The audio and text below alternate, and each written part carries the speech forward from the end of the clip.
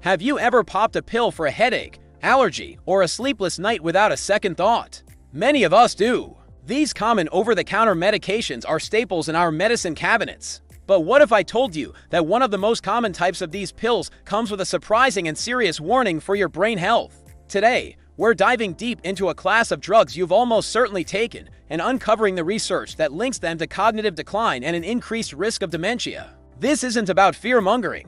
It's about being informed so you can make the best choices for your long-term health. So, stick with me, because what you're about to learn could fundamentally change how you view that seemingly harmless little pill. Let's start by naming the culprit. We're talking about a class of drugs called anticholinergics. That's a big, scientific-sounding word, but the medications themselves are incredibly common.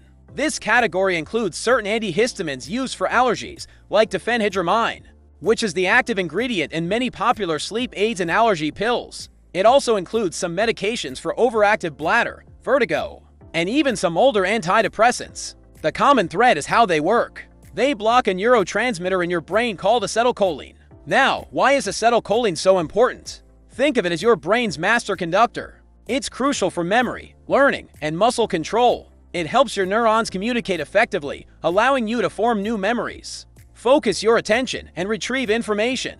When you take an anticholinergic drug, you're essentially turning down the volume on this vital chemical messenger. For short-term use, like taking an allergy pill during pollen season, the effects are usually temporary and reversible. You might feel a bit drowsy or have some brain fog, which clears up once the medication is out of your system.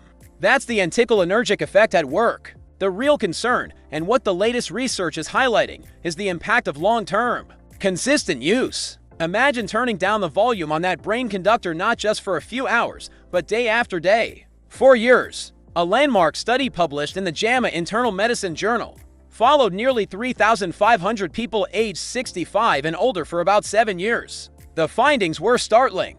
The study revealed that people who used anticholinergic drugs, especially at higher doses or for longer durations, had a significantly higher risk of developing dementia, including Alzheimer's disease. Let's break that down. The researchers found that taking these drugs for the equivalent of 3 years or more was associated with a 54% higher risk of dementia compared to those who didn't take them. To be clear, this wasn't about taking one pill every now and then. The risk was cumulative. The more you took, and the longer you took them, the higher the risk. This study wasn't a one-off. Multiple other large-scale studies from around the world have echoed these findings, creating a strong body of evidence that we simply can't ignore. The link appears to be real and deserves our full attention. So, how exactly does blocking acetylcholine lead to such a devastating outcome? The science is still evolving, but there are a few leading theories. One theory is that by chronically dampening the activity of acetylcholine, we're hindering the brain's ability to create and maintain the neural connections necessary for memory. Over time, this could weaken the brain's resilience and make it more vulnerable to the changes that lead to dementia. Another theory involves inflammation. Some research suggests that long-term use of these drugs might contribute to low-grade inflammation in the brain, which is a known factor in the development of Alzheimer's disease. It could also be that these drugs accelerate the buildup of amyloid plaques and tau tangles, the toxic proteins that are the hallmarks of Alzheimer's. It's likely a combination of these factors, a slow but steady erosion of our cognitive reserve. At this point, you might be looking at your medicine cabinet with a bit of anxiety. Maybe you rely on an antihistamine to sleep, or you take a medication for bladder control. The first and most important thing to do is not to panic, and please, do not stop taking any prescribed medication without talking to your doctor.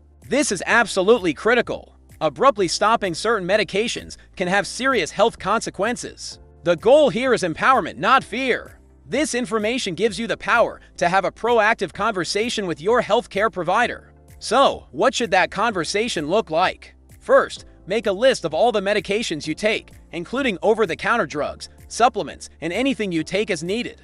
This is crucial because many people don't realize that the sleep aid they buy at the pharmacy is actually a potent anticholinergic drug.